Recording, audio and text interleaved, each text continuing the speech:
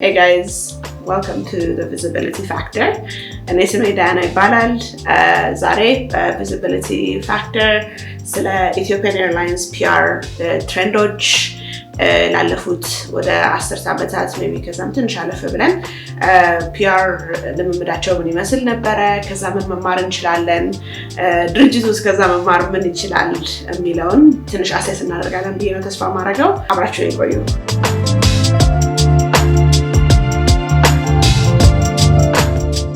ስለ ኢትዮጵያን ኤርላይንስ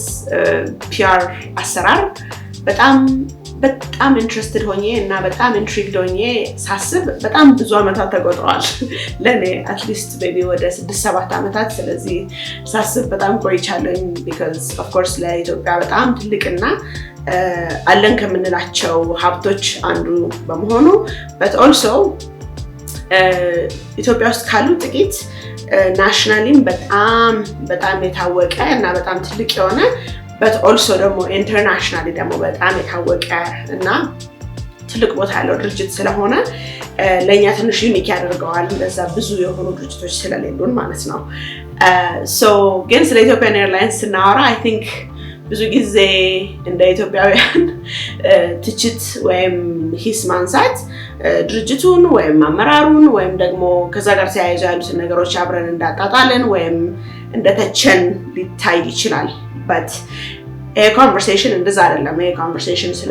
ድርጅቱን የመተቸት አይደለም። ግን እኔ ራሴ እንደ ኮሚኒኬሽን ሰራተኛ በድርጅቱ አሰራር በጣም ስለምደመም እና ስለምደነቅ and በጥሩም በመጥፎ መልኩ and ደግሞ እርስ በርስ መተቻቸታችን ወይም ሂስ መሰጣጣታችን necessarily መጥፎ ነገር አይደለም። በተለይ ኮሚኒኬሽን ሰራተኞች፣ ፒአር ሰራተኞች፣ ማርኬቲንግ ሰራተኞች፣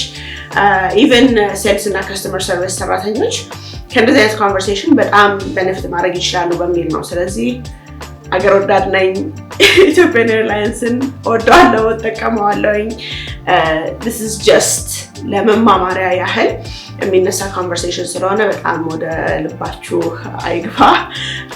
it's just a conversation about PR። ከዚህ ጋር ተያይዞ እንዳልኳችሁ ስለ ኢትዮጵያን ኤርላይንስ PR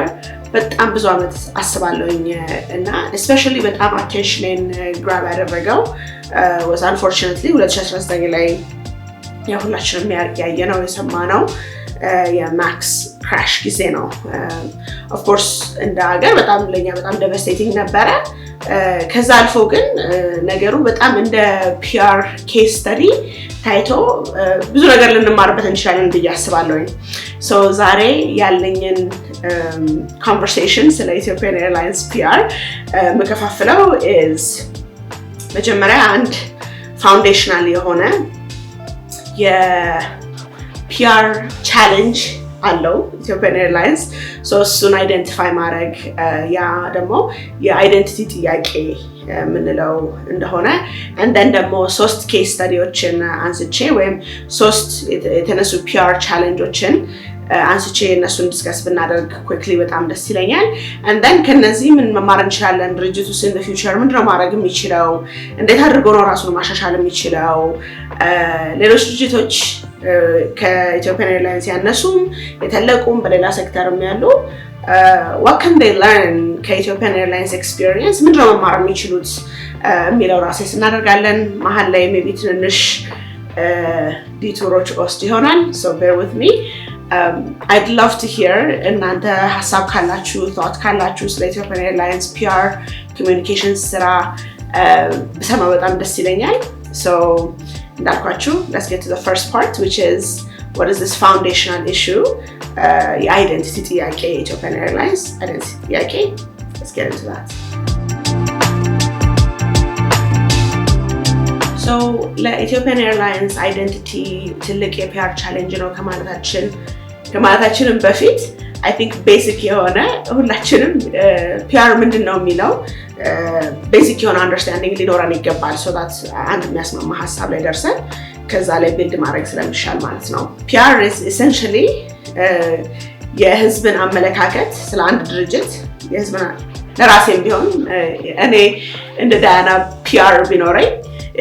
ስለኔ ሰዎች ያላቸውን አመለካከት በኮሚኒኬሽን በትረስት ቢልዲንግ እና በሪሌሽንሽፕ ፎርም ማድረግበት ስትራቴጂክ አፕሮች ነው። ይሄ በጣም የታሰበበት እና አንድ ክራይሲስ ሲመጣ ሳይሆን ክራይሲስ ከመምጣቱ በፊት የምንለማመደው ስትራቴጂክ አፕሮች ነው። ከዚህ ጋር ተያይዞ ብዙ ጊዜ ኢትዮጵያ ውስጥ ፒአር የሚለው ሀሳብ ሲነሳ ሜቢ የምናስበው ቶኪንግ ፖይንትስ ወይም ደግሞ ፕሬስ ሪሊሶች እንደዚህ የመሳሰሉ ነገሮች ናቸው። ግን ፒአር በዕለት ተዕለት አንድ ድርጅት በዕለት ተዕለት ህይወቱ ውስጥ የሚለማመዳቸው እና የሚያደርጋቸው ኢንቴንሽናሊ የሚያደርጋቸው ሰዎች ጭንቅላት ውስጥ ስፔሲፊክ የሆነ ሴንቲመንት ወይም ስፔሲፊክ የሆነ ኢሜጅ ክሪኤት ለማድረግ የሚያደርጋቸው ልምምዶች ወይም ነገሮች አክቲቪቲዎች ናቸው። ኦፍ ኮርስ ያ ደግሞ ክራይሲስን ያጠቃልላል። አንድ ክራይሲስ ሲፈጠር አንድ ድርጅት ፒአር ስትራቴጂ ሲኖረው ወይም ደግሞ ከዛ ጋር ተያይዞ ክራይሲስ ኮሚዩኒኬሽን ፕላን ሲኖረው የሚያደርገው ኦኬ እኔ ባለሁበት ሴክተር ውስጥ ሊነሱ የሚችሉ ክራይሲሶች እነዚህ XYZ ናቸው። ለነዚህ ምንድነው ማድረግ የምችለው? ማነው ሪስፖንድ የሚያደርገው? እንዴት ነው ሪስፖንድ የምናደርገው? በምን አይነት ታይም ላይን ነው ሪስፖንድ የምናደርገው? እነዚህን የመሳሰሉትን አንድ ክራይሲስ ሲፈጠር ይሄ ዝም ብሎ ሰርገኛ መጣ በሚለው አመለካከት ሳይሆን it's very prepared በጣም ለክራይሲስ የተዘጋጀና ብቁ የሆነ ቦታ አድርጎ ያስቀምጠናል። ስትራቴጂክ ፒአር ፕላን ወይም ፒአር ስትራቴጂ ማለት ነው። በአጠቃላይ አንድ ድርጅት ፒአሩ it's more than talking points, it's more than press release ካለ እና ሰዎች ውስጥ ያለውን ኢሜጅ ሼፕ የማድረግ ስራ ነው ካለ it's very necessary ያ ድርጅት ኦኬ ምንድነው ሰዎች ጭንቅላት ውስጥ ሼፕ የማደርገው ማንነት የሚለውን ወይም ያ የምፈጥረው ፊሊንግ የምፈጥረው like how do I show up in the world and how do I make people feel የሚለውን ነገር ለማወቅ መጀመሪያ ራሱን ማወቅ መቻል አለበት ማለት ነው። in that sense ለኔ this is መጀመሪያ Ethiopian Airlines በጣም ፋውንዴሽናል ኢሹ አለውና ብዙ ያሉትን የፒአር ቻሌንጆች ወይም የኮሚኒኬሽን ቻሌንጆች በጣም ፊውል ያደርጋል ወይም ይነዳል ብዬ የማስበው አንድ ፋውንዴሽናል ኢሹ አይደንቲቲን አለማወቅ ነው። አይደንቲቲን ማወቅ ማለት ለኢትዮጵያን ኤርላይንስ ምንድነው? ኢትዮጵያን ኤርላይንስ ቢዝነስ ነው? ኢትዮጵያን ኤርላይንስ ናሽናል ጀም ወይም በቃ የሀገር ኩራት ነው ወይስ ኢትዮጵያን ኤርላይንስ ግሎባል ብራንድ ነው? ኢትዮጵያን ኤርላይንስ የፖለቲካ አርም ነው? ፖለቲካል አርም ነው ለኢትዮጵያ? is it a tool for a sovereign state? Of course እንደ ታዳሚ ስናየው ወይም እንደ ተጠቃሚ ስናየው ኢትዮጵያን ኤርላይንስ እነዚህን ሁሉ ነገሮች ነው። እነዚህን ሁሉ ነገሮች in one form or another መሆን ይችላል ወይም ሆኖም ተገኝቶ ያውቃል። ግን እንደ ፒአር ስትራቴጂ ሲነሳ ወይም ኦኬ ሰዎች ጭንቅላት ውስጥ የሚፈጥረው ሴንቲመንት ይሄ ነው ብለው ሲነሳ በጣም ክሊር የሆነ የማንነትን ለራሱ ማንነትን ኤስታብሊሽ ማድረግ መቻል አለበት። ይሄ ሴግመንት መደረግ ይችላል። ለግሎባል ብራንዴ ማደርገው ይሄ ነው፣ ለናሽናል ብራንዴ ማደርገው ይሄ ነው፣ ለዚህ ኦዲየንስ ማደርገው ይሄ ነው። ግን at this time ኢትዮጵያን ኤርላይንስ በጣም ኮንፊውዝድ የሆነና በጣም ኢንኮንሲስተንት የሆነ ወይም ወጥ ያልሆነ የኮሚኒኬሽን ስራ ወይም የፒአር ስራ ሲሰራ እናያለን። ይሄ ደግሞ ሰዎች ላይ ኮንሽስሊ ወይም ሰብኮንሽስሊ የሚፈጥረው ከየትኛው ኢትዮጵያን ኤርላይንስ ጋር ነው እያወራው ያለሁት right now? እያወራው ያለሁት ከስቴት ኦውንድ ኦርጋናይዜሽኑ ጋር ነው ወይስ እያወራው ያለሁት ከሀገር ኩራቱ ጋር ነው ወይስ እያወራው ያለሁት ይሄ ግሎባሊ በጣም የታወቀና የተከበረ ኤርላይንስ ጋር ነው እያወራው ያለሁት የሚለውን በጣም ኮንፊውዚንግ የሆነ ስቴት ውስጥ ይከተዋል ኮንሱመሩን። ያ ወጥ የሆነ ማንነት በሰዎች ጭንቅላት ውስጥ አይኖርም ማለት ነው። ኤቭሪ ታይም በጣም ተለዋዋጭ የሆነ ማንነት ይኖረዋል። ይሄ ደግሞ በጣም ቤዚክ እና ሲግኒፊካንት የሆነ ኢሹ ክሬት ያደርጋል ለኢትዮጵያን ኤርላይንስ ቢካዝ ኦፍ ኮርስ በዕለት ተዕለት ህይወቱ ማን ሆኖ መገኘት እንዳለበት አያውቅም ማለት ነው። ማለት በዕለት ተዕለት ህይወቱ ማለት አሁን ለምሳሌ የኢትዮጵያን ኤርላይንስን ዌብሳይት እና ሶሻል ሚዲያ ብንመለከት ፐርሶናሊቲ የለውም ወይም ዴፕት የለውም። It's just of course active ናቸው እና ሶሻል ሚዲያ ላይ የተለያዩ ፓኬጆቻቸውን ፕሮሞት ያደርጋሉ ወይም ደግሞ ሲሸለሙ ሲታጩ እንደዚህ የመሳሰሉ ነገሮች ፕሮሞት ያደርጋሉ ግን this is Ethiopian Airlines የምንለው ስሜት የሚፈጠር ወጥ የሆነ ከማንነት ጋር የተያያዘ personality የለውም it's just activity so ይሄ በለተለት ህይወቱ ኢሹ ይፈጥርበታል but more importantly crisis ሲፈጠር አይደንቲቲ አለመኖር ከአንድ አይደንቲቲ ወደ አንድ አይደንቲቲ የመዝለል እና more ሰዎችን ኮንፊውዝ የማድረግ credibility የማጣት ኢሹዎችን አብሮ ይፈጥርለታል so ይሄ የአይደንቲቲ ችግር ለኔ በጣም ቤሲክ እና መሰረታዊ ችግር ነው ብለን ብናስብ ሶስት ኬስ ስታዲዎችን እና ወይም ሶስት significant የሆኑ Ethiopian Airlines in the past decade or so የገጠሙትን የፒአር ቻሌንጆች እና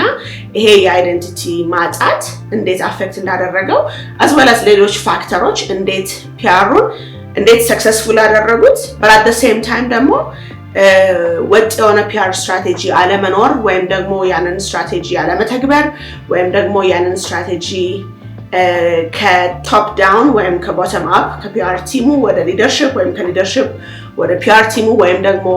ከፒአር ቲሙ ወደ ሊደርሺፕ እና እንደን ደግሞ አፐር ሊደርሺፕ ስቴት ኦንድ ኦርጋናይዜሽን ስለሆነ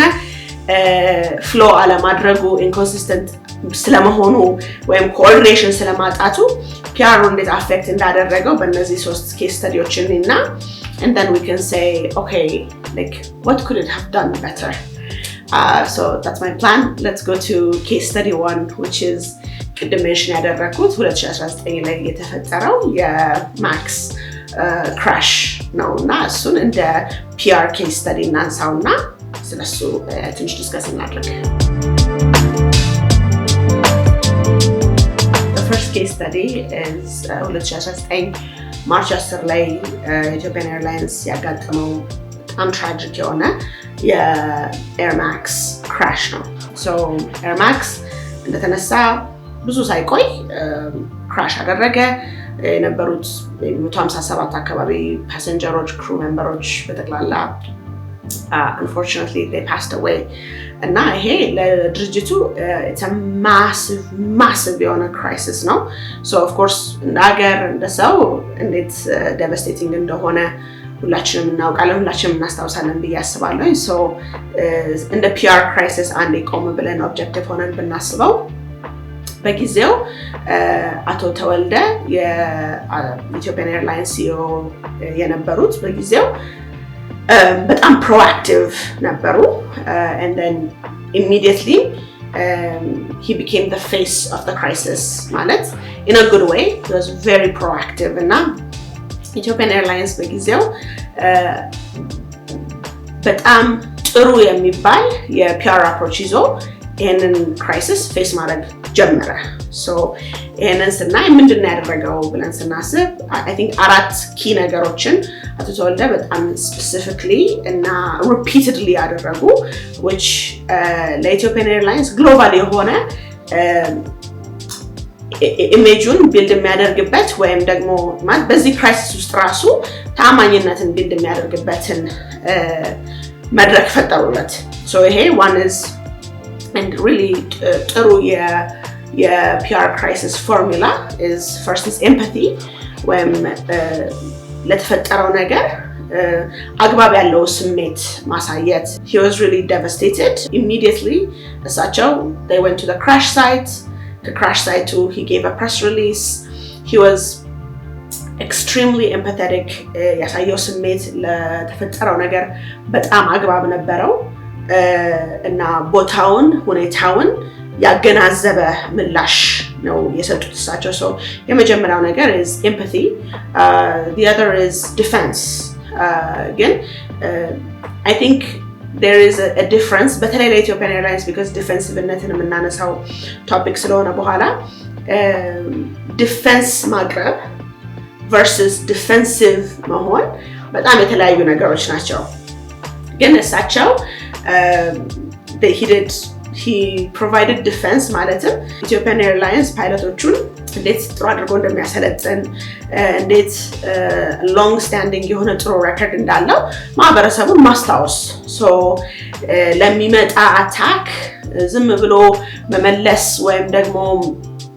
ይሄ ከአትንኩኝ ወይም ስሜ አይነካ ስሜ አይነሳ ከሚል ቦታ ሳይሆን ገና ሲቹዌሽኑ ሲፈጠር ኢትዮጵያን ኤርላይንስ እንዴት ጥንቁቅ ድርጅት እንደሆነ ማህበረሰቡን በማስታወስ ያንን ፋውንዴሽን የዲፌንስን ፋውንዴሽን ጥሩ አድርገው ላይ ያደረጉ ኤምፓቲ ዲፌንስ and then ቀጥለው ደግሞ ሪስፖንሲቢሊቲ of course ለክራሹ ሪስፖንሲቢሊቲ ያልወሰዱም አቶ ተወልደ በጊዜው እሳቸውም he was wise but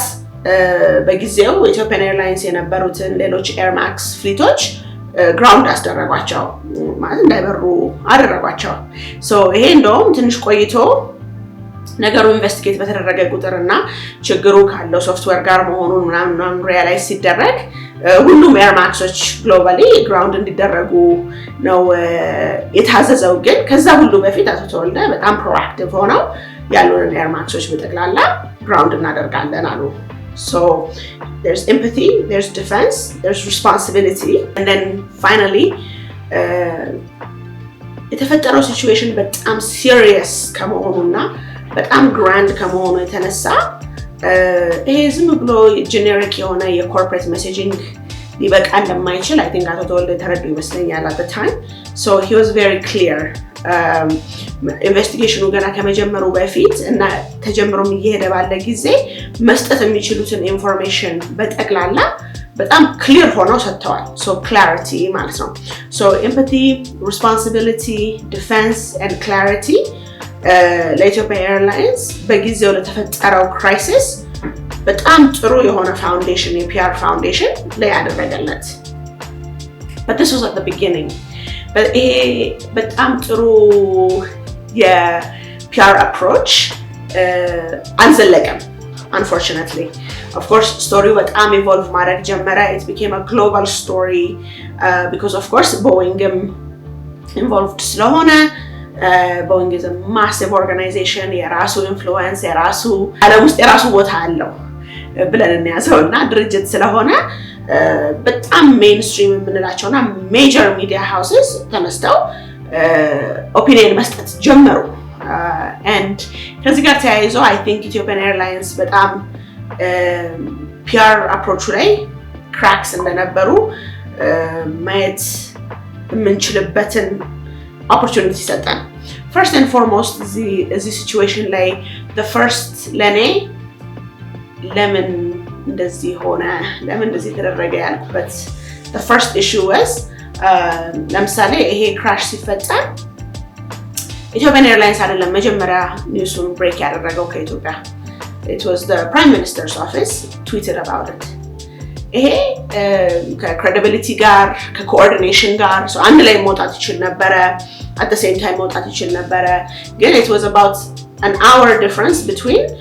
PMO office versus Ethiopian Airlines ይሄን ነገር አናውንስ ሲያደርጉ ወይም ይሄ ነገር መፈጠሩን ኮንፈርም ሲያደርጉ ማለት ነው so there was about an hour time አንድ ሰዓት አካባቢ where ሰዎች በሩመር ወይም ደግሞ wait PMO office እንደዚህ ብሏል ግን at the same time Ethiopian Airlines ግን ምንም አላለም ብለው የመወዛገብና በተለይ something so serious a lack of coordination ነበረ So that was the first sign of ይሄ ነገር clear የሆነ የክራይሲስ ፕላን either የለውም ወይም ደግሞ ክራይሲስ ፕላኑን ለመከተል ሁሉም ፓርቲዎች ፍቃደኛ አልነበሩም ወይም አልሆኑም ወይም አላደረጉም የሚለውን ነገር የሚያሳስልን that was the first issue. The second issue is ቅድም እንዳልኩት ይሄ ስቶሪ በጣም ኢቮልቭ ማድረግ ጀመረ major media houses እያነሱት Of course, Boeing versus Ethiopian Airlines, major media, because major media biased ስለሆነ እና ሁሌ እውነቱ ሪፖርት ስለማይደረግ Ethiopian Airlines really በጣም አታክ ያደርጉት ነበረ until ኢንቨስቲጌት ተደርጎ some kind of እውነታ እስከሚገኝበት ድረስ ማለት ነው እና በዛ ውስጥ ያ መጀመሪያ የነበረው cool እና calm collected የሆነው messaging ጠፋ and Ethiopian Airlines ያንን ቤሲክ የሆነ ዲፌንስ ከመስጠት አልፎ ዲፌንሲቭነት ውስጥ ሲገባ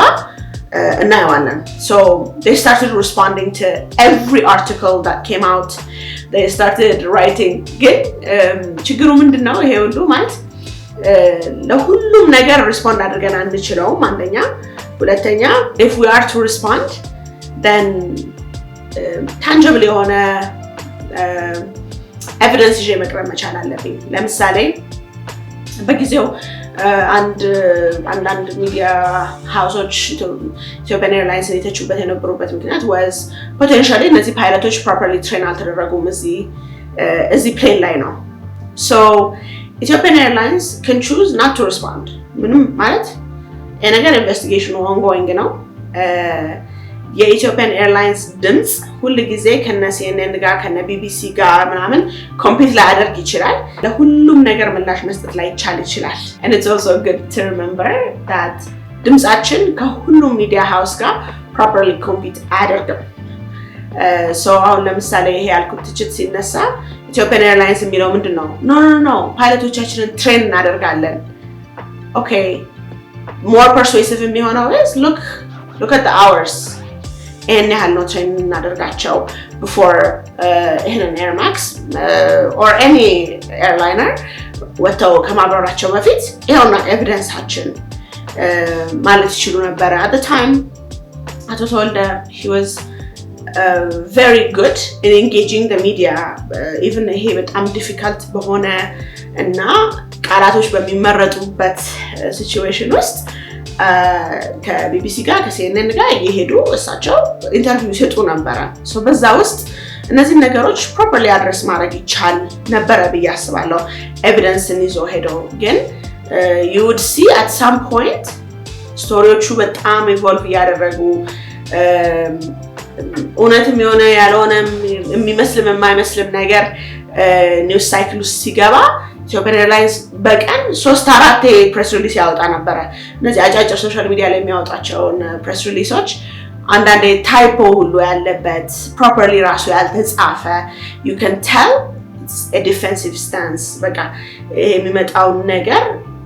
ስሜን አታንሱብኝ ስሜን አትንኩብኝ አይነት ነገር ነው። but unfortunately በዛ ጊዜ አንደኛ ኢትዮጵያን ኤርላይንስ ከነዚህ ድምጾች ጋር ፕሮፐርሊ ኮምፒት ማድረግ አይችልም። ኮምፒት ማድረግ የሚችለው ፕሮፐር የሆነ ኤቪደንስ ይዞ ተገኝቶ አፕሮፕሪየት በሆነ መድረክ ላይ ነው። እንደዛም አልፎ ደግሞ it can't defend every allegation. It can't. But it's not possible. ስለዚህ መምረጥ መቻል አለበት ማለት ነው። It has to pick its battles. At the same time ደግሞ I think ማስታወስ ያለብን of course ኢሜጁን ዲፌንድ ማድረግ አለበት። but at the same time የሆነ ቦታ ላይ የሆነች መስመር አለች between okay I'll defend ድርጅቴን እንዲህ ስሙ እንዲጠፋ አልፈቅድም but at the same time ደግሞ ዲፌንሲቭ ወደ ዲፌንሲቭነት የምንገባባት point አለች and we were obviously in there and ይሄ ደግሞ even like PR እና ሜሴጂንግ ላይ ክራኮች መፈጠር ሲጀምሩና media houses they started picking up on that and they started reporting on that saying oh ከላይ እንደዚህ ቢሆን ነበር and then ከላይ እንደዚህ ያለ ድርጅት ውስጥ and then እንደዚህ ተብሎ ነበር አሁን ደግሞ እንደዚህ እየተባለ ነው because ይሄ calm cool ሆነን የምናወጣው communication ሳይሆን ከዛ አልፎ more እንዴት እንደዚህ ይሉናል እንዴት እንደዚህ ይናገሩናል ከሚል ቦታ የሚመነጭ ሜሴጂንግ ውስጥ ስለገባን ማለት ነው። ከዚህ ጋር ግን ተያይዞ I want to take a detour. ይሄኛው የመጀመሪያው case studyያችን ነው. I want to take a detour and talk about leadership within Ethiopian Airlines. So ስለ CEOዎች ወይም ስለ leadership ስናወራ of course and PR strategy and PR team እንዴት እንደሚመራ እንዴት እንደሚሰራ እንዴት ፕላኑን ከላይ ወደ ታች እንደሚያወርድ ያለው leadership it matters so much and ከዚህ ጋር ተያይዞ ላቱ ተወልደ እኔ በጣም ትልቅ admiration አለኝ because and to be fair I think it's good acknowledge ማድረግ አቶ ተወልደ ወደ CEO ፖዚሽናቸው ከመግባታቸው በፊት ያላቸው background commercial side ነበረ or even marketing side ነበረ so already ያንን ዓለም የሜሴጂንግ ዓለም፣ የኮሚኒኬሽን ዓለም፣ የማርኬቲንግን ዓለም፣ የሴልስን ዓለም በደንብ የተገነዘቡና ያወቁ ነበሩ በስራ ልምምዳቸው ማለት ነው። so he had that huge advantage and ያንን ትሬንድ እና ያንን እውቀት ይዘው ወደ CEO ፖዚሽናቸው for sure ገብተዋል እሳቸው። and you can tell በብዙ ረገድ that marketing PR was extremely important to him. One thing I will note በብዙ CEOዎች ኢትዮጵያ ውስጥም generally ያለው trend is CEO is a spokesperson in chief. not just CEO ሁሌ በgovernment የሚሆን በprivate sector ባለንበት ሁሉ በቃ የስልጣን ጥጉን የያዘው ሰው is the face. but ሁልጊዜ እንደዛ መሆን የለበትም። that doesn't necessarily have to be በተለይ ያ ስኪል ሴት የሌላቸው ሲኢኦዎች ሊኖሩ ይችላሉ። of course የሲኢኦ ስራ is necessarily ሁልጊዜ ፊት መሆን ወይም ፌስ መሆን አይደለም። so ያ aptitude ከሌላቸው፣ ያ ጊዜ ከሌላቸው፣ ያ desire ከሌላቸው to have a director of communication, to have a director of PR, to be the face of the organization is totally fine. በተለይ ለሌሎች ለለተለት ኮሚኒኬሽኖች ማለት ነው። and then of course high level ነገሮች ሲፈጠሩ ሚዲያ ትሬኒንግ የወሰዱ ሲኢኦዎች እዛ ጋር መቀመጥ ይችላሉ ወይም ፌስ መሆን ይችላሉ ማለት ነው። ግን ይሄንን ማነሳበት ምክንያት አቶ ተወልደ he was the spokesperson in chief ማለትም he was the face of the organization. He was extremely active in terms of media engagement. so event የተጠበቀ ወይም ደግሞ ሽልማት የተጠበቀ ሳይሆን on a regular basis ከነ Bloomberg ጋር ከነ CNN ጋር ከነ BBC ጋር he would sit down, he would have a conversation with them እና በጣም impress ከሚያደርጉኝ ነገሮች አንዱ about አቶ ተወልደ is I'm not sure if አቶ ተወልደ received media training but posture ጀምሮ to the way he speaks, to the words he chooses to use ከሚዲያ ጋር especially sensitive በሆኑ ኮንቴክስቶች አሁን በጣም አንድ extremely admire ማደርገው አንድ ኢንተርቪው ይሄ ስለ 2019 Max crash በኋላ I think maybe it was about a year later or something like that and የአፍሪካ aviation event ላይ ይገኙና he was a panelist, he was an interviewee actually interview የተደረገ ነው እና the moderator she asked him a very አጣብቂኝ ውስጥ የሚከት ጥያቄ which was ከቦይንግ ጋር ያላችሁ ሪሌሽንሽፕ አሁን ምን ይመስላል? you know she essentially made it seem like they created this huge mess for you እና እንዴት ነው አሁን አብራችሁ የምትሰሩት? እና the way he navigated that question, you know, he said በጊዜውም ኢንቨስቲጌሽኑ እየተካሄደ ያለ እንደተቃቃረ ቡድን ወይም እኛ versus them ሳይሆን you know we were both devastated and heartbroken በተፈጠረው ነገር. so we were partners before the crash, we'll continue to be partners እና ለቦይንግ ማለት he በጣም ቁጥብ የሆነ በጣም positive የሆነ ነገር and in the way he said it, the way he delivered the answer, he was extremely calm, his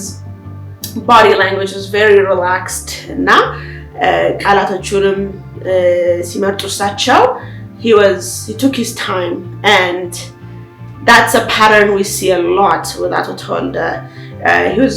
He was very comfortable in these public scenarios እና ያ ደግሞ I think ለኢትዮጵያን ኤርላይንስ በጣም significant የሆነ global የሆነ attention ሰጥቶታል፣ ማንነትን ሰጥቶታል፣ strong የሆነ ማንነትን establish እንዲያደርግ አቶ ተወልደ I think ጥሩ አድርገው ኮንትሪቢዩት አድርገዋል ብዬ አስባለሁኝ። ከዚህ ጋር ተያይዞ አቶ መስፍን the current CEO ናቸው and this is why I mentioned አቶ ተወልደ ትልቅ advantage አላቸው coming from the commercial side, from the marketing side of Ethiopian Airlines. አቶ መስፍን ደግሞ comes from the MRO side ወይም እሳቸው they are an engineer by training, so he has that technical brain that understands technically የሆነውን ዓለም of Ethiopian Airlines so necessarily marketing ወይም sales ላይ ወይም ደግሞ ይሄ the talking part of it of the role of CEO or spokesperson in chief መሆናቸው necessarily naturally ላይ መጣላቸው ይችላል የሚለው ነገር is very normal ብዬ አስባለሁኝ and we do see that I think በኢንተርቪውም ስናያቸው በሚሰጡት ንግግር በሚያቀርብ just the persona itself is much more low key much more serious formal ናቸው እና ያ necessarily Ethiopian Airlines ጎርቶታል ብዬ ባላስበ ያቶ ተወልደ ደግሞ aggressive የሆነ marketing centric የሆነ approach ግን በጣም Ethiopian Airlines benefit አድርጎታል ብዬ እንዳስብ ያደርገኛል and this is why I say leadership really matters and PR team ምን ያህል perform እንደሚያደርግም how far it can go በጣም dictate ያደርጋል and in some cases I think it's okay በተለይ አሁን ለምሳሌ ለዚህ ሽልማት ታጨን ለዚህ ሽልማት ተሰጠን ወይም ይሄንን ፍላይት ጀመረን ወይም ሞምባሳ ፕሮሞሽን አለን ምናምን የሚለውን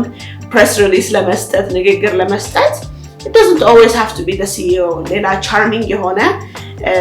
camera friendly የሆነ ጥሩ ደግሞ of course የተማረ ያወቀ ሰው በዛ ፖዚሽን ላይ መቀመጥ ይችላል they can be the face of the organization as well of course in some circumstances it makes sense he becomes the face so all this to say leadership really matters and I think we see that especially when we compare these two CEOs and the trend in which Ethiopian Airlines has gone through. So, kazi case study የምንማረው is አንደኛ internally Ethiopian Airlines PR strategy professionalize ወይም institutionalize እንዳላደረገ ነው. Because ጥሩ አድርጎ ጀመረ but then we see cracks, we see inconsistencies and we see different voices playing a factor or playing a role in their PR approach, in their messaging. And I have been is institutionalized ያልሆነ crisis plan እንዳለ ነው. So and I think Ethiopian Airlines ይሄንን ተማረ ብዬ አስባለሁኝ. I think ሌላ ከዚህ case study Ethiopian Airlines ተማረ ብዬ ማስበው is even Ethiopian መጨረሻ ላይ we found out አይደለ it was not Ethiopian Airlines fault አልነበረም የተፈጠረው ነገር የተፈጠረው issue ከሶፍትዌር ጋር ከቦይንግ ጋር ምናምን የተያዘ ነበረ ግን we learned even when it's not our fault እኛ Ethiopian Airlines ብንሆን even when it's not our fault it still matters how we communicate like it still matters how the narrative ውስጥ ያለን influence and I think ከዚህ ክራይሲስን በጣም Ethiopian Airlines I'm not sure ከተማረው ወይም ካየው ግን እኔ ያየሁት is we need to be very clear about who is steering the story so this story ውስጥ ወይም ይሄ የተፈጠረው ነገር ውስጥ ያለኝን የፒአር approach ወይም የሜሴጂንግ approach steer ያደረገልኝ ያለው የፒአር ቲሜ ነው CEO ነው ወይስ is it the state እነዚህ ሁሉ ነገሮች በጣም ክሊር ሆኜ ማወቅ መቻል አለብኝ ለራሴ እንደ ድርጅት ማለት ነው ግን I think ከዚህ ክራይሲስ ነው ያየሁት is እነዚህ ሶስቱ ፓርቲዎች ሁሉም ሜሴጂንጉ ላይ እና ሁሉም የሚወጣው ናሬቲቭ ላይ የራሳቸው ኢንፍሉዌንስ እንዳላቸውና ወጥ የሆነ ግን እንዴት ነው እዚህ ሜሴጅ ጀነራሊ ክራይሲስ ላይ እንዴት ነው ፓርቲሲፔት የምናደርገው እንዴት ነው ኮኦርዲኔት የምናደርገው የሚል ወጥ የሆነ ፕላን እንደሌላቸው ነው clearly obviously ማየት የምንችለው ማለት ነው I think it's time to talk about the second case study and this one is also super interesting let's move on to that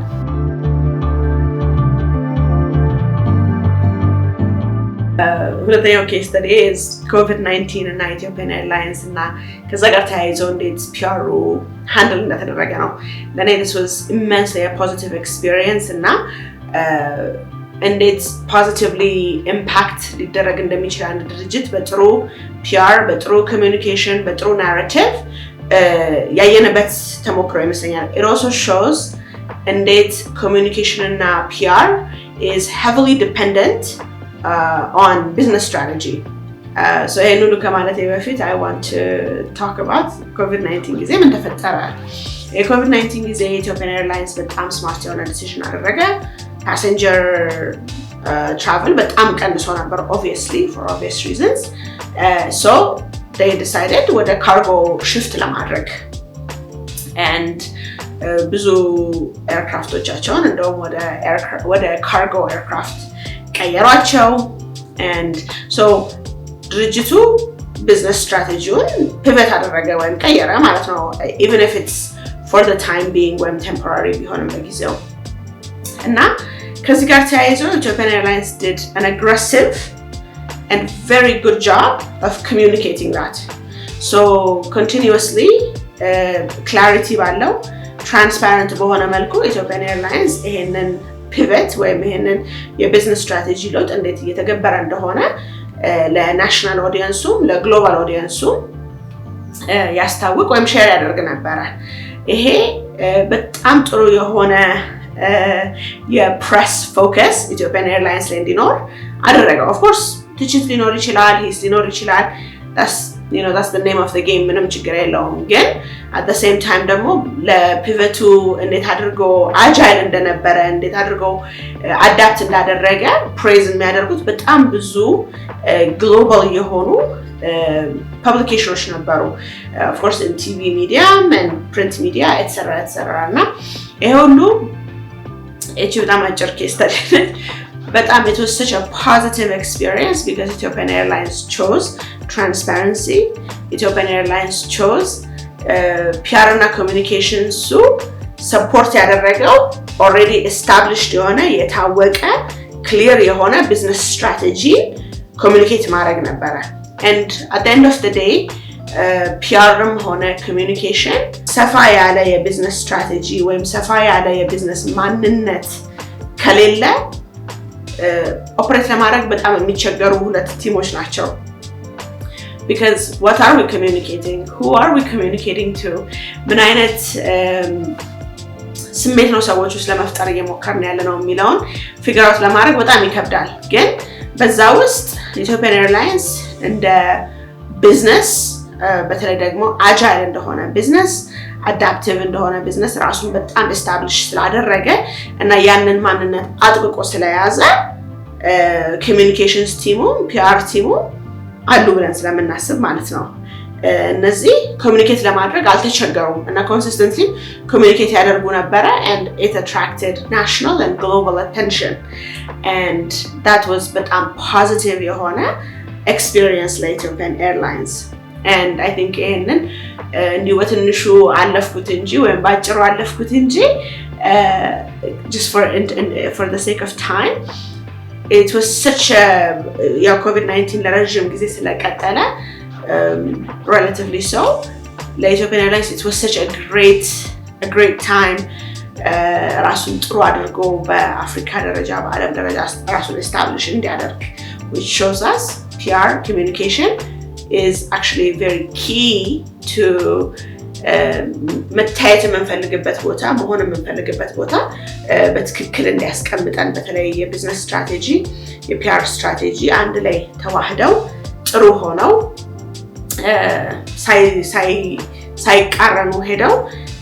ይልድ የሚያደርጉት ፕሮዳክት እንዴት ፖዚቲቭ እንደሆነ የሚያሳየን ተሞክሮ ነው።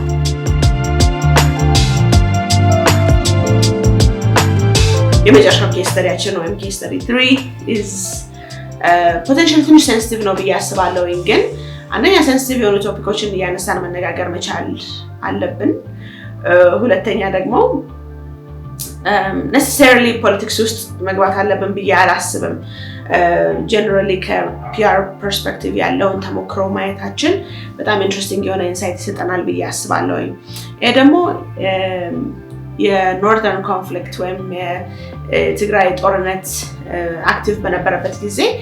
ኢትዮጵያን ኤርላይንስ የገጠመው የፒአር ክራይሲስ ነው። ይሄ ክራይሲስ ኢትዮጵያን ኤርላይንስ ኢንተርናሽናል በሆነ ሚዲያ ሲሪየስ የሆኑ አሊጌሽኖች ወይም እንደዚህ አድርጓል የሚል ሲሪየስ የሆኑ አሊጌሽኖች ተነስተውበታል or ተነሱበት at the time and the way Ethiopian Airlines chose to engage this መጀመሪያ ካልኩት ከአይደንቲቲ ኢሹ ጋር ኢትዮጵያን ኤርላይንስ ማን ነው ምንድን ነው በተለይ ፕራይመሪሊ ሰው ምንድን ነው ላይክ ራሱን የቻለ ራሱን የሚያውቅ ድርጅት ነው ወይስ is it a national gem is it a global brand እንደዚህ ምናምን የሚሉትን ነገሮች አጥርቶ አለመለየቱን and consequentially ወይም ከዚህ ጋር ተያይዞ እንደ ምርት የመጣው ወይም እንደ ፕሮዳክት የመጣው is audience የማን ነው የሚለውን አለማወቅ እንደኔ ማለት ነው this is just a personal assessment አለማወቅ በጣም ዋጋ አስከፍሎታል ብዬ አስባለሁ specifically ደግሞ in this case ይሄ allegation ይሄ claim it was so serious it was so global and ይሄ allegation conversation ውስጥ ያካተታቸው ባለድርሻ አካላት stakeholders were very serious እና ደግሞ ይሄ ጉዳይ ወይም እንደዚህ አይነት allegations እንደዚህ አይነት claims ለኢትዮጵያን ኤርላይንስ audience ለምንላቸው serious የሆኑ ነበሩ so I think ይሄንን appropriate በሆነ crisis plan በሰከነ አእምሮ engage ማድረጉ በጣም ይሻል ነበር ብዬ አስባለሁኝ not that they didn't እንደዛ ለማለት ፈልጌ አይደለም but the point is Ethiopian Airlines በጣም defensive የሆነ stance ይዞ ነው ነገሩን engage ያደረገው unfortunately ቅድምም እንዳልኩት defensive የሆነ stance ይዘን ስንመጣ defend አንድ ነገር ማንነቴን defend ማድረግ is one thing but then ግን የሚመጣ allegation እና የሚመጣ claim defend ከሚመጣ allegation ራሴን defend ሳደርግ I have to have something I have to have evidence I have to have እውነት ከኔ ጋር ነች የሚለውን ነገር really አጥብቄ ያስኩኝ ከሆነ አንደኛ I don't have to be ያን ያህል aggressive I think in some cases Ethiopian Airlines was very aggressive in responding to these allegations unnecessarily aggressive in my opinion but ጥሩ ኤቪደንሶች ይሄንን ነገር ዝም ማስፋር ይችላሉ ነበር ብዬ አስባለሁኝ but yeah was not there that was not there in fact allegation ያስነሱት እነዚህ media houses evidence ይዘው ነው የተነሱት እና so it's created so again guys it's not about the politics Ethiopian Airlines ይሄንን አድርጓል አላደረገም ትክክል ነው ትክክል አይደለም ይሄ አይደለም conversationችን we're not talking about aviation ethics we're talking about public perception ህዝቡ Ethiopian Airlines የሚመለከተው Ethiopian Airlines ቲኬት የሚገዛው Ethiopian Airlines ካርጎ የሚጠቀመው የአቪዬሽን ዓለሙ Ethiopian Airlines እንዴት እያየው ነው የሚለው ነገር ነው ዋናው አንገብጋቢው የኮንቨርሴሽን ቶፒካችን እዚህ ጋር እንጂ ፖለቲክሱ አይደለም እና እዛ ውስጥ ግን Ethiopian Airlines እነዚህን ኦዲየንሶች አሁን የጠቀስኳቸውን ኦዲየንሶች almost ትቷቸዋል and now the conversation became very local and very defensive very defensive and I think it was such a missed opportunity for Ethiopian Airlines to global የሆነ audience global በሆኑ issues ላይ አንስቶ engage ለማድረግ so ለምንድነው ያ የሆነው እንዴት ነው የሆነው የሚለውን we don't know because again ማት inner working ጉራ እናውቀው ይሄ እነዚህ allegations ቢታመኑ ወይም በኦዲየንሱ Ethiopian Airlines አለኝ በሚለው audience ቢዋጡ ማለት okay wow Ethiopian Airlines ይሄን አድርጓል ቢባሉ this was serious this was ማለት global የሆኑ sanctionዎችን legal actionዎችን የሚያስወስድ allegation ነው የተነሳበት እና this was not a business strategy crisis አይደለም ይሄ you know it's not a crash it's not hey this niche የሆነ ነገር አለ በጣም highly politicized የሆነ issue ነው የገጠመውና እዛ ላይ የነበረውን PR ማን ነው ሃንድል ያደረገው እንደዚህ አይነት ነገር ቢገጥመን and unfortunately ደግሞ ሁሌም የሚገርመኝና yeah generally interesting ሆኖ ማገኘው ነገር Ethiopian Airlines of course ሁላችንም እናውቃለን is a state owned organization ይሄ ማለት መንግስት ትልቅ ባለድርሻ አካል ነው ማለት ነው Ethiopian Airlines which makes total sense ግን ከዚህ ጋር ተያይዞ Ethiopian Airlines ራሱን ፕሬዘንት የሚያደርግበት መንገድ ኮሚኒኬት የሚያደርግበት መንገድ how much of it is state and how much of it is ራስ ገዝ የሆነ ኦርጋናይዜሽን የሚለውን በፍጹም የለየ ቦታ ላይ አይደለም ያለው ኦርጋናይዜሽኑ እሱን ደግሞ በእንደዚህ አይነት ክራይሲሶች ኦፍ ኮርስ እናየዋለን ምክንያቱም ወጥ የሆነ ኮሚኒኬሽን አናየም የሆነ ሰዓት ላይ Ethiopian Airlines ማንነቱ ስዊች አድርጎ typical የሆነ የገቨርንመንት ኮሚኒኬሽን ስታይል very formal vulnerability allergic የሆነ tight lipped የምንለው በቃ እና ዲፌንሲቭ የሆነ ስታንስ ይዞ እናገኘዋለን ማለት ነው unfortunately ግን አሁንም ቅድም ከአይደንቲቲ ጋር ማነሳው ሐሳብ is Ethiopian Airlines እኛ I think እንደ ኢትዮጵያውያን Ethiopian Airlines ስናየው we think Ethiopian Airlines is ours like like Ethiopian Airlines ዓለም is us and Ethiopian Airlines because ለኢትዮጵያ በጣም ትልቅ ቦታ ያለው ድርጅት ስለሆነ ማለት ነው but Ethiopian Airlines is a massive organization a global organization እና in fact ኢትዮጵያ ውስጥ ያለውን ቢዝነስ እንግዲህ ስለ ቢዝነሳቸው ስለ ሬቨኒውአቸው ምንም አላውቅም ግን if I was to speculate ወይም guess ማድረግ ቢኖርብኝ I would say domestically ያለው business does not compare to globally ካለው business ከካርጎ ከሚያገኘው ከተለያዩ ከአፍሪካ ኤርላይንሶች ካለው ስቴክ ከሚያገኘው profit ከግሎባል ቢዝነሱ ከሚያገኘው profit እኛ እንወዳደራለን ሁሉ ያላስብም so ያንን ሳስብ it tells me Ethiopian Airlines should be focused more on its global audience of course locally ያለውን መርሳት አለበት ማለት አይደለም እና ያንን ሳስብ ግን አንዳንዴ እነዚህ ክራይሲሶች ሃንድል የተደረጉበት መንገድ ብዙ እቅድ የሌለው ሐሳብ የሌለው ውጥን የሌለው ወጥነት የሌለው approach እንደሆነ ሳይ it tells me Ethiopian Airlines either crisis plan የለውም ወይም PR plan የለውም ወይም ደግሞ ካለው ያንን PR plan የሚቀበል leadership የለውም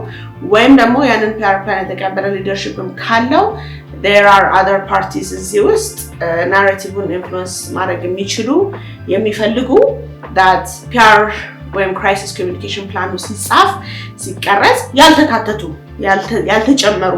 ወይም አብረው ያልተሳተፉ ፓርቲዎች አሉ ማለት ነው ብዬ እንዳስብ ያደርገኛልና this is such a liability ለኢትዮጵያ ኤርላይንስ already ማንነቱን establish ለማድረግ ለሚቸገር organization ማለት ነው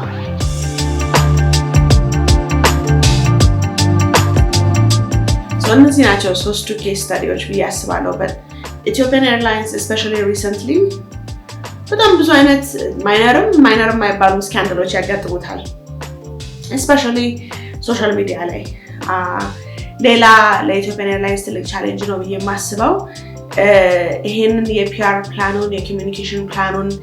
አለማጥራቱ አንድ የሚፈጥርበት ትልቅ ቻሌንጅ is ጊዜው የዲጂታል ዓለም በመሆኑ ኢንፎርሜሽን ቶሎ ይባዛል ቶሎ ይሄዳል ቶሎ ይሰራጫል and ያንን ታሳቢ ያደረገ ፕላን ያለ አይመስለኝም I think it's still very old fashioned it's still the crisis plan ሳይሆን personality personality አለ ከላይ እነዚህ decisions የሚያደርግ እንጂ PR team ተሰባስቦ okay this is the strategic way to deal with this ሚል ያለ አይመስለኝም if we take recently ከገጠሙት Ethiopian Airlines ከገጠሙት አንዳንዶቹ funny አንዳንዶቹ ደግሞ kind of serious እንትኖች is ለምሳሌ recently there was an influencer you know who was having a photo shoot on the tarmac ይመስለኛል ከዛም ጋር ተያይዞ or similarly there was a lady who was off-boarded on the flight ላይ of course ሁላችንም አይተናል ብዬ አስባለሁ of course ብዙ ኢትዮጵያውያን you know we defend Ethiopian Airlines because we love Ethiopian Airlines because Ethiopian Airlines is so much more than an airline to us but the reality is Ethiopian Airlines could have dealt with these crises very differently አሁን ለምሳሌ ከዚህ ፍላይት ላይ ኦፍ ቦርድ የተደረገችውን ሴት ብናስባት I think she was a Somali lady እሷ በጣም Ethiopian Airlines extremely defensive ሆኖ ነው ያወጣው press release-ን But what did that do for its reputation? What does it do? It doesn't do much, especially strong የሆነ loyalty ያው ከኢትዮጵያውያን ውጪ loyalty ስለሌለው strong የሆነ ማንነት ስለሌለው this crisis could have been such a great opportunity. Ethiopian Airlines easily responsibility ማለት direct responsibility ሳይወስድ በጣም empathetic የሆነ message ማውጣት ይችል ነበረ. We saw the video circulating. ይሄ እኛ uphold ከምናደርገው ስታንዳርድ የራቀ ነው. We will be investigating and taking this seriously. እንደዚህ አይነት messaging ማውጣት ይቻል ነበረ. But Ethiopian Airlines wrote a long press release that እንደዚህ ሆኖ እንደዚህ አድርገን የተፈጠረው እኮ እንደዚህ like ይሄ የእድር ቤት ክርክር የሚመስል አይነት ነገር. It doesn't have to be that way. አንደኛ Ethiopian Airlines has to prioritize its reputation. ሰዎች ይህንን ረጅም press release አንብበው አመለካከታቸው ይለውጣሉ ወይ የሚለውን ነገር ሳይሆን how can I use this crisis to my advantage? Of course, ይሄ ነገር abusive ወይ manipulative ሊመስል ይችላል, but that is what essentially what PR is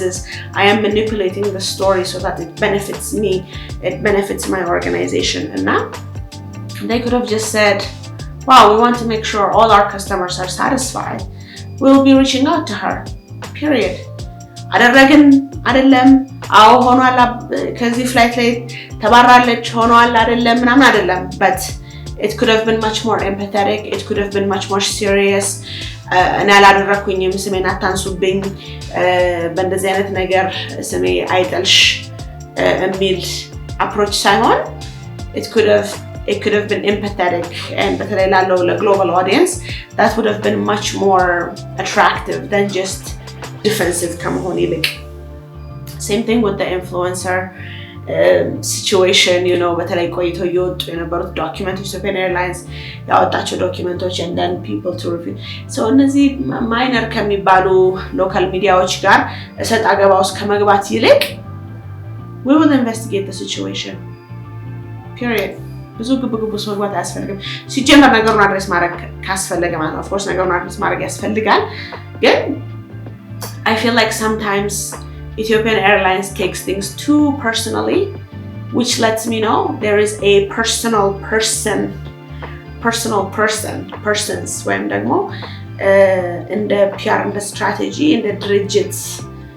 እንዴት እናድርግ objective ሆኖ የሚነሳ አካል ሳይሆን subjective ሆኖ የሚነሳ እንዴት ስሜ በዚህ ይነሳል እንዴት በዚህ ታሰባለው የሚል በተለይ ይሄ ያበሻ ኩራት ያለው አለ. And that is very dangerous because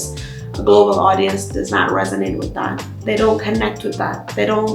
People don't like that in a corporation. Already a corporation is massive. It's more powerful. They have more money. They have more everything. And leza entity የሚያምርበት humility, empathy, connection, no እንጂ ጭራሽ እንዴት እንደዚህ ታነሱኛላችሁ እኔ እኮ ከሌ ነኝ እኔ እኮ እንደዚህ ነኝ የሚል ስሜት will never win people's hearts. And I don't know why Ethiopian Airlines ያንን ተረድተው ራሱን vindicate ለማድረግ ወይም ራሱን justify ለማድረግ ከመሮጥ ይልቅ reputation prioritize አድርጎ ለreputation እንደማይሰራ I don't understand, but that's another issue. ከዚህም ጋር ተያይዞ I don't know if you guys remember recently there was an issue with Eritrea airspace. Nah, the press release, it was so comical. The Ethiopian Airlines said, for reasons we don't know, we were banned from the airspace. And now, in press release, what does this inform us? What does this Ethiopian Airlines again? Because የሆነ air አለው ደብዳቤው የወጣው press release የሆነ ስሜት አለውና ማን የጻፈው ይሄንን again identity ጥያቄ. Is this a business that's writing this to me? Is this my national gem that's writing this to me? Is this a global brand that's writing this to me? Is this a political pawn that's writing this to me? እና ይሄ ያለየ የማንነት ጥያቄ አሁንም ኢንፍሉዌንስ ያደርገው መጨረሻ ላይ ዲፌንሲቭ መሆን theme throughout the Ethiopian Airlines PR approach ምናየው pattern ነውና ይሄንን overhaul አድርጎ ከላይ የሚወርድ PR strategy እንደሚያስፈልገው የሚያሳስበን and ትልቅ red flag የሚሆንብን is ይሄ defensiveness ነው. And I think this is a good time to talk about, okay, so what can we learn from this? Ethiopian Airlines ምን ቢያደርግ ነው የሚበጀው? ምን ቢያደርግ ነው የበለጠ አሁንም ያሉትን opportunities leverage ማድረግ የሚችለው የሚለው is our next part, is what can we learn and what's the recommendation?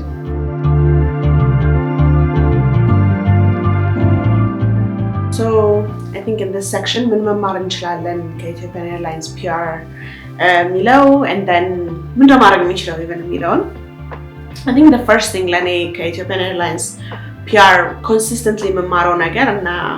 በራሴም የለተለት ስራ ምተገብረው is ወይ እንዳስብ የሚያደርገኝ is the risk of a defensive stance ነው እና the risk of a defensive stance አንደኛ ቅድም እንዳልኩት አንደኛ ኮርፖሬሽኖች ድርጅቶች generally ከሰዎች ጋር so audienceአችን ሰው ነው ከሰዎች ጋር ስናመሳስላቸው there's distinct የሆነ power imbalance አለ እና and consider ስናደርግ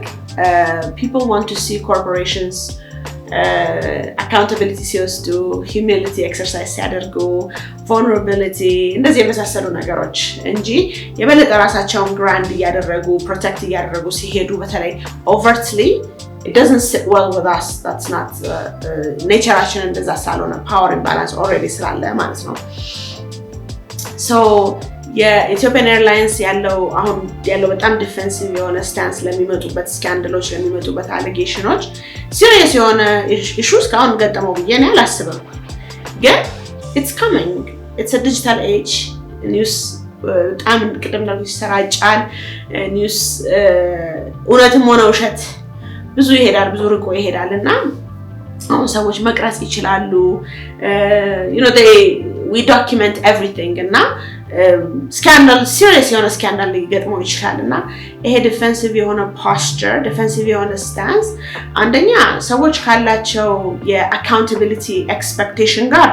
አይሄድም which is ሰዎች ለዛ ድርጅት ሊኖራቸው ከሚችለው ጥሩ sentiment ይወስዳሉ ማለት ነው but the other thing is defensiveness especially when it comes against evidence is a very very dangerous thing so እኔ ዳና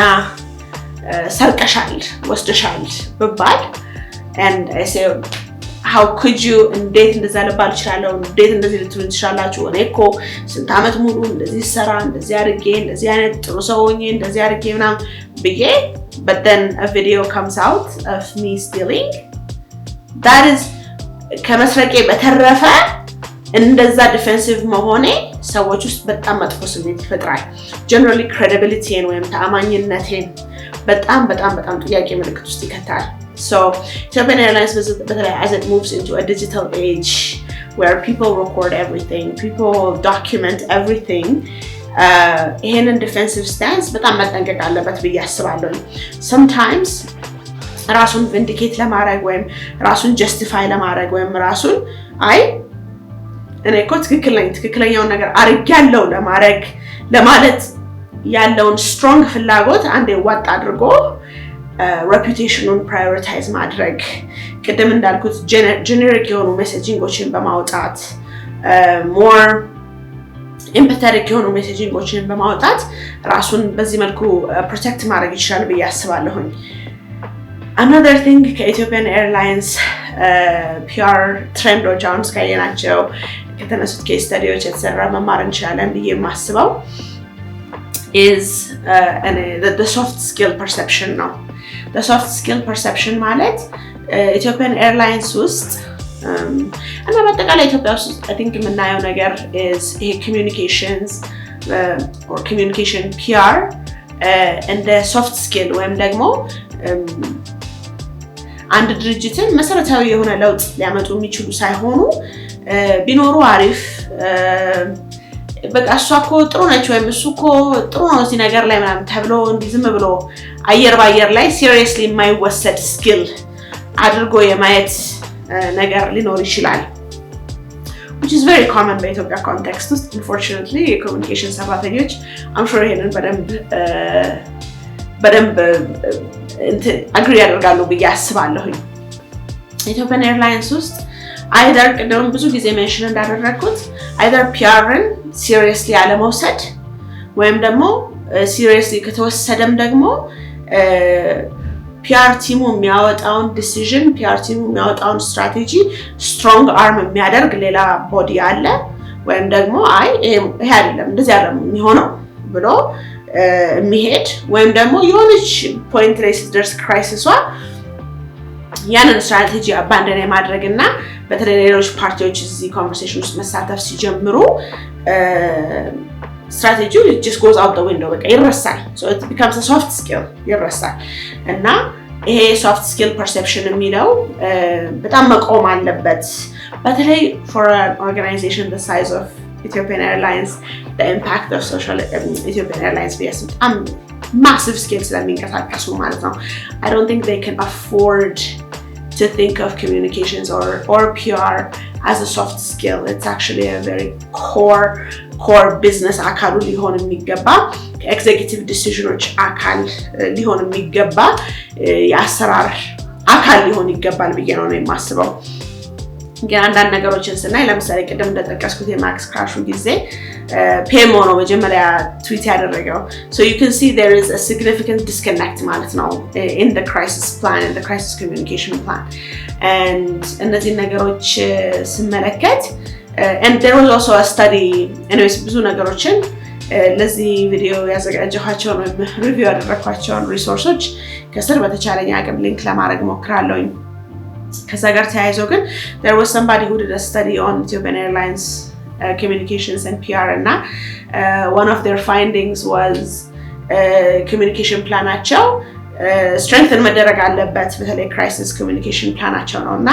I highly agree I think የሚሰራ ኮሚኒኬሽን ፕላን መቀረጽ አለበት ለዛ ነው መቼም አባንደን ማናደርገው አይ ይሄ ነገር በጣም ዙሩ ከሯል ይሄንን ስትራቴጂ ተይኝ በጣም gonna handle it on my own የሚባል ሳይሆን የክራይሲስ ጥግ ላይ ስንደርስ still የምንጠቀመው crisis communication plan PR plan ያስፈልገናል and ያ ደግሞ ለኢትዮጵያን ኤርላይንስ መቀረጽ አለበት ከተቀረጸም ደግሞ ሪቫይዝ ተደርጎ all involved parties all involved stakeholders whether it's legal communication CEO state etc የተሳተፉበት መውጣት መቻል አለበት ማለት ነው so that ሁላችንም የምንገዛበት crisis communication plan እንዲኖር ሁላችንም የምንከተለው ማለት ነው ሁላችንም ተስማማንበት that's the other thing I learned ከኢትዮጵያን ኤርላይንስ ሌላው I think Ethiopian Airlines PR trend በጣም የምማረውና አብረናቸውን ከምንሰራቸው ክላይንቶች ጋር በተቻለኝ አቅም ኢንስቲል ለማድረግ መሞክረው is a defensive PR mindset and a proactive PR mindset ቅድም እንደተጠቀስኩት አለ defensive PR mindset crisis እየጠበቀ ነው crisis ሲጠብቅ ብቻ ነው የሚነሳው ግን a proactive PR mindset is it's always working it's always ቅድም ያልኩትን መጀመሪያ establish ያደረግነው የፒአር ምንነት ሰዎች ውስጥ በሪሌሽንሺፕ በትረስት ቢልዲንግ በኮሚኒኬሽን የሆነ ማንነት እየቀረጸ ነው የሚለውን proactively እየሰራበት ነው so ይሄ crisis አያስፈልገውም crisis እንዲኖር ማለት crisis አያስፈልገውም a proactive PR mindset በለተለት ህይወቱ how can I build ጥሩ የሆነ proactive የሆነ ማንነት በሰዎች ጭንቅላት ውስጥ ብሎ የሚያስብ ኢንፍራስትራክቸር ወይም አመለካከት ነው not to mention a proactive PR mindset anticipates crisis ማለት እኔ ባለሁበት ሴክተር ውስጥ እኔ ባለሁበት ዓለም ውስጥ ምን አይነት ነገሮች ናቸው ትሬት ሆነው ሊነሱ የሚችሉት of course በኢትዮጵያን ኤርላይንስ ኮንቴክስት ውስጥ እንደ ፓንደሚክ እንደ ክራሽ እንደዚህ ፖለቲካል ኢሹስ እንደዚህ የመሳሰሉ ነገሮች easily ሊነሱ ይችላሉ ብሎ ሊታሰቡ ይችላሉ so proactive PR mindset እነዚህ ነገሮች በጣም ኤስካሌት ከማድረጋቸው በፊት እንዴት አድርጌ ነው ዲል ማደርገው ብሎ ያስባል ይወጥናል defensive PR mindset ግን እዛው አየር ባየር ላይ ነው ያለው ምላሽ ወይም ያለው አመለካከት ማለት ነው and this is why I say Ethiopian Airlines PR needs an overhaul የምልበት ምክንያት ይሄ ነው is አንዳንዴ ጥሩ አድርጎ ይጀምርና ክራኮቹን እናያለን ወይም ደግሞ ከመጀመሪያው it's very defensive እና ለግሎባል ኦዲየንስ የማይሆን corporate versus individuals በተለይ የማይሆን አቋም ይዞ ሲሄድ እናየዋለን and especially እየገባንበት ወዳለነው digital ዓለም highly competitive የሆነ ዓለም ውስጥ ነው ያሉት aviation world is extremely competitive so እዛ ውስጥ ኤጁን ለማግኘት አንደኛ ማንነቱን establish ማድረግ መቻል አለበት who am I in this world you know who am I in this world that I'm showing up in but at the same time ደግሞ በዕለት ተዕለት ህይወቱም ሆነ ክራይሲሶች ሲነሱ እንዴት do I have a proactive mindset or do I have a defensive mindset ብሎ ከኢንዲቪጁዋል ማንነት ይሄ ቀደም እንዳልኩት አንድ ኩሩ ኢትዮጵያዊ ያለ እዛ ጋር ቁጭ ብሎ እነዚህን ፕሬስ ሪሊዞች እየጻፈ ያለ or something but ከዛ ወጣ ብሎ no I have to think long term I have to think about my reputation I have to think about እንደ ኢትዮጵያዊ አይደለም like ሁሉም የኢትዮጵያን ኤርላይንስ ኦዲየንስ ኢትዮጵያን ኤርላይንስ የሚያዩ እንደ ኢትዮጵያዊ አይደለም በቃ የሀገር ኩራት ነው አይደል ለአንዳንድ ሰው actually ለብዙ ኦዲየንስ ኢትዮጵያን ኤርላይንስ is just an airline it's just another airline so እዛ ውስጥ የሰዎች ልብ ውስጥ እንዴት ነው መግባት የምችለው እንዴት ነው የሰውን ሀሳብ ቀልብ መግዛት የምችለው ብሎ strategically አስቦ ራሱን ገዝቶ እና ለዛ ስትራቴጂ አስገዝቶ መስራት አለበት ብዬ ስለማስብ ነው I would love to hear what you guys think እናንተ ከኢትዮጵያን ኤርላይንስ ጋር PR ጋር communication ጋር የምታደንቁት ነገር የምታቹት ነገር ምንድነው what do you guys think of these case studies I'll try to link everything እስካሁን mention ያደረኳቸውን whether it's news allegations studies etc በተቻለኝ አቅም ሊንክ ለማድረግ እሞክራለሁኝ but I'd love to hear what you guys think and ከኢትዮጵያዊ ማንነት ጋር የተሳሰረውን ኢትዮጵያን ኤርላይንስ objectively ስታዩት ምንድነው ማሻሻል የሚችለው ምንስ ነው strength እንደ PR entity ምንድነው strength ብላችሁ ታስባላችሁ but thank you so much for listening thank you for staying with me bye hi thank you በጣም ይሄንን ቪዲዮ ስላያችሁት ይሄንን ቻናል ሰፖርት ለማድረግ የምትፈልጉ ከሆነ ሰብስክራይብ ማድረግ ወይም ኮሜንት ማድረግ ትችላላችሁ በተለይ ሐሳባችሁን እና ትችታችሁን even ፊድባካችሁን ኮሜንት ብታደርጉልኝ really value አደርገዋለሁኝ ከዚህ YouTube ቻናል በተረፈ regularly የሚወጣ ኒውስሌተር አለኝ LinkedIn ላይ እዛ ላይ ከኮሚኒኬሽንስ በተረፈ ሰፋ ያለ ስለ ኢትዮጵያ ካልቸር ኑሮ አኗኗር እና የመሳሰሉት ነገሮች ሪፍሌክት ማድረግበት ኒውስሌተር አለኝ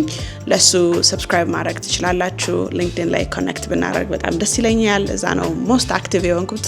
so LinkedIn ላይ መገናኘት እንችላለን ከዛ በተረፈ ደግሞ ሌሎች የስነ ጽሁፍ ስራዎችን ፕሮጀክቶችን እና የመሳሰሉት አውትፑቶችን ለማየት ዌብሳይቴን shaibunna.com ቼክ አውት ማድረግ ትችላላችሁ again thank you so much welcome